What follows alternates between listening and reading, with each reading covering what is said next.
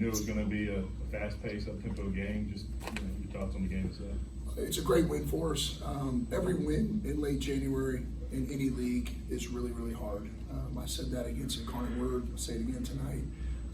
Every team has, presents challenges. You can't simulate how fast they push the ball and how quick they shoot it. But it's a great win for us. I'm really proud of our guys. We found a way to win when we didn't play great, especially defensively. And I say that the defensive numbers were good, but we really got handed to us on the glass. We gave up 23 offensive rebounds. And that's what they do. They send 5 guys to the glass, and we didn't do a very good job of rebounding the ball, but we found a way to win. I thought Trey Johnson hit 2 really big threes in the corner. These 2 guys were phenomenal coming down the stretch, and we'll take it and run with it. It's great to get 6 in a row, and we'll enjoy this one today and tomorrow, and we'll get back at it Monday. Coach, their offense was. You mentioned part of what makes it so kind of unorthodox and, how quick it is and everything, but it also seemed like just very ISO heavy and just different things. How are you guys able to even, slow them up the way you did? I know it doesn't look like you slowed them, but how did you do it? It was really different because, they put their 5-man high the whole night, so Sham is always away from the basket. I didn't think we had great rim protection because of that, and that's just what they do.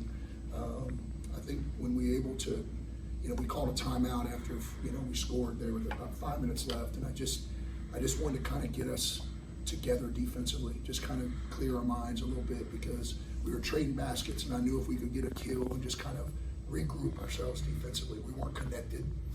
I thought there was a stretch there for about 3 minutes, David, where we were really connected. I think Sham got a block or 2. We were able to get out in transition and do what we do. And if you're able to get stops and rebound against them, you're able to score in transition because they send 5 guys to the glass. So the conversion is you have the advantage, but you got to get the rebound. But I thought we really connected after that timeout and found a way to win the game. You got Drew didn't have a great night shooting, but you got 5 of 6 from Miles and Trey. Yeah. How big was that for them to pick up the outside shooting? It's big. We got good shooters. I mean, obviously Drew gets a lot of attention, and rightfully so. But I think we got a lot of other guys that can step up and make shots. And we saw that tonight with Trey and Miles, and A.J. has the ability to knock them down too. So we're a good shooting team. Against a team like this, there's so many possessions. You have to score, But I thought we did a really good job. We had 20-something assists. I thought the ball moved really well. We really tried to play inside out with Sham, and he had another great night. Coach, this is a question for you and for Sham, but from your perspective, there was a sequence in the game where Sham got switched out onto Dubose. He gets the steal. You guys go down and get, I believe, a dunk. He comes right back down, and he either blocked the shot or affected it to the point of it missed. Just first, what do you think, just his effort on both ends of the court just seems to be, really affecting everybody in a positive way. And then, after that, Sham, just can you take me through that that sequence and just how you felt today? I'll go first. Okay. I can sit here for a week and talk about Sha'markus. I love him. I've said that before here. The good thing about Sha'markus is we're able to do a lot of different things defensively. And, what we did is we ended up switching the ball screen at the end a lot with Sham. And he has the ability to switch on to smaller guards and guard them. And we were able to put A.J. on DeBose. So, when we switched, we knew that A.J.'s big enough to guard their 5 on the roll. And Sham is good enough and talented enough to guard DeBose off the bounce. And, he just made some great plays. The thing about Sha'markus, they're going to talk about how many points he scored, but he affects the game a lot of ways. Being able he puts a lot of pressure on the opposing team because he rim runs. He's able to block shots and protect the rim.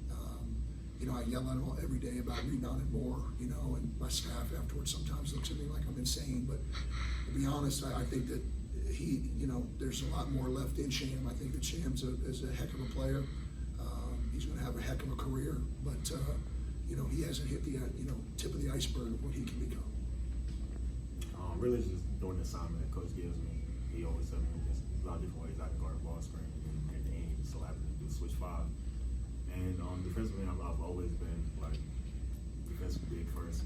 I really just got my offensive game coming to college. That's all I'm just doing. Whatever he wants me to do, help us win. Coach, is there anybody playing better than him right now since after Christmas break in the conference? I don't think so. I think he's played really well. I think that he's been, but the thing about Sham is, he deserves the numbers that he's putting up because he's put in the work. He's an everyday guy. I think he's maybe missed one practice in 2 years. He's very durable. He doesn't try to get out of a lot of stuff. He puts the time in. He comes early a lot. He stays late a lot. You come back, you watch, 90 minutes before the game, he's out there sweating and working on his game. So I'm not surprised that he's having a great year because he's put in the time, he put in the work from when the season ended last year. But no, I think he's playing really well right now, and he's got to play a little bit better going down the stretch. With that being said, how do you feel after? Because right before Christmas you were sick, and then you kind of lost that one game, especially that to Stephen F. because you didn't play.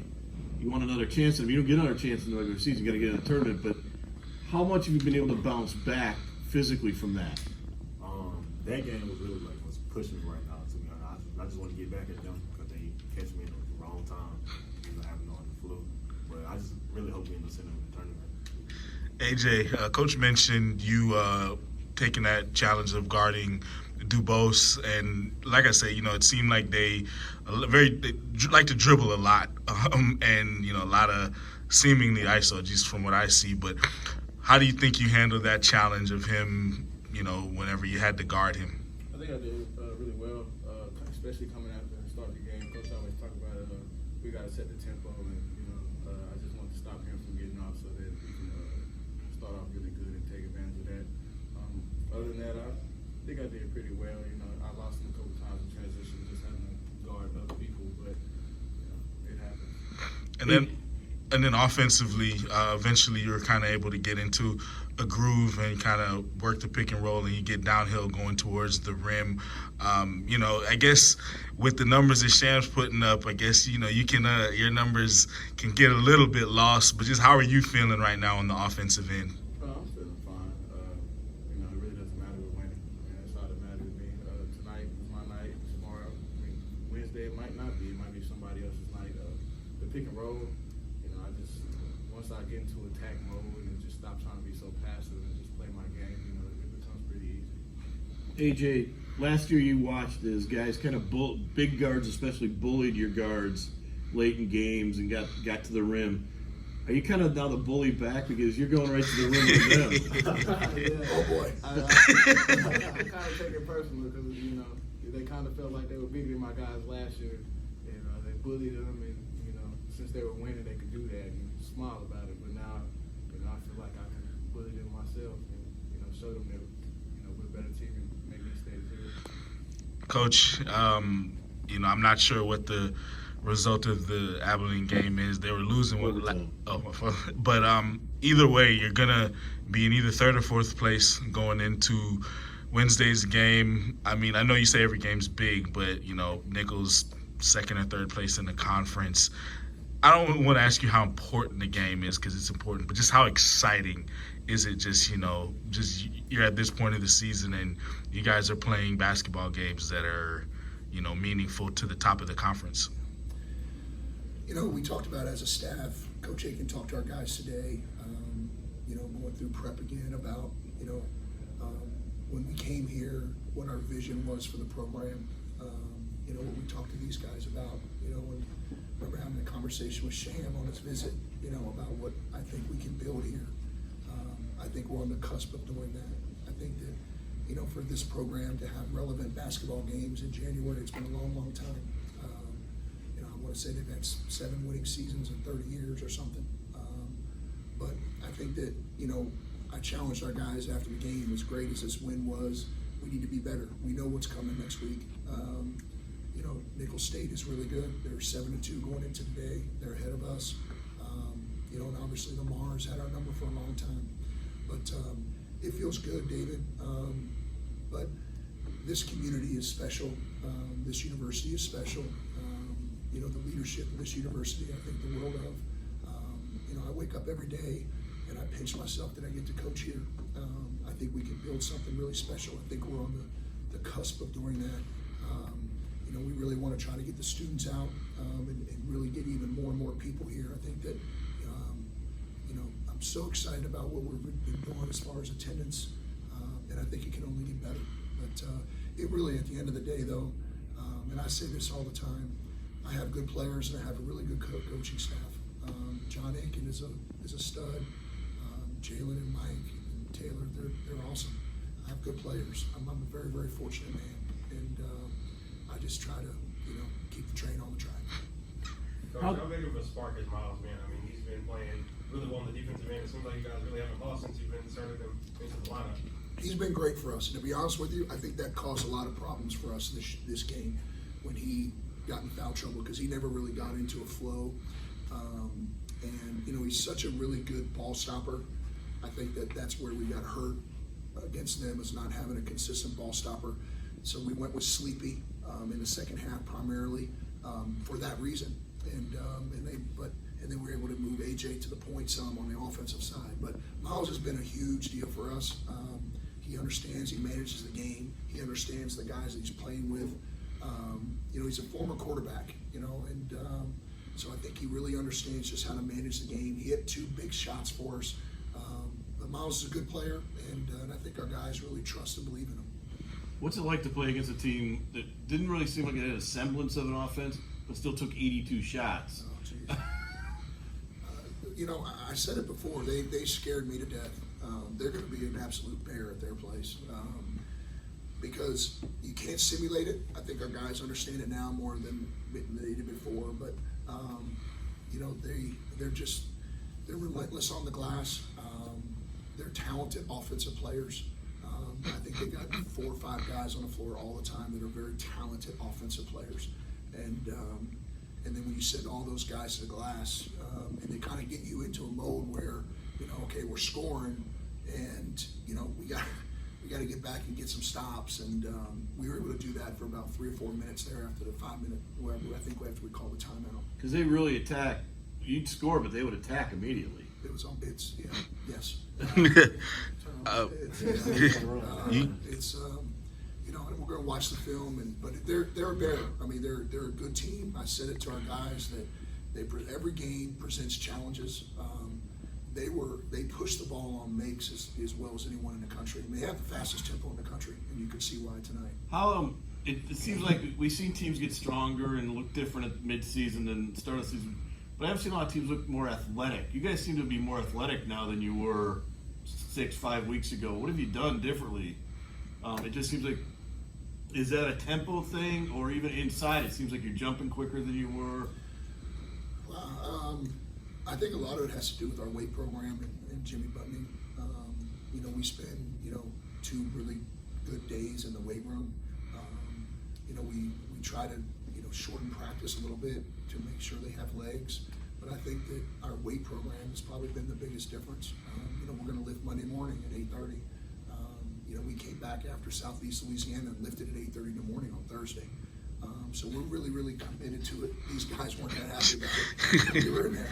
They were on time, dressed the way they need to dress. But, it's just about consistency. And I think that I appreciate you noticing that, Jim, because I think we're getting stronger as the year goes on, too. But a lot of it has to do with, the other thing I'll tell you that's been different this year is we're able to bring meals in and have dinner here. So they get to eat. Last year we weren't really able to do that. And, through, fundraising and things like that, be able to have, not just simple food, being able to have food for these guys to eat, being able to have a real strength coach that does a great job and understands, in each guy, having the supplements, the protein shakes after lifts. All those little things add up because it's a long season.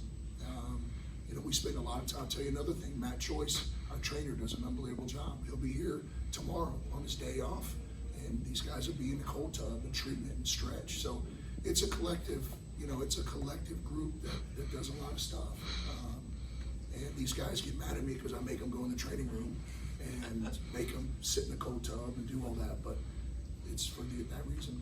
Coach, you mentioned how much of a bear they are on offense, but really this game kind of went how their averages play out. They score a lot, but they give up a lot. You guys, McNeese, this is the first time McNeese scored over 100 against a D1 team since 2001.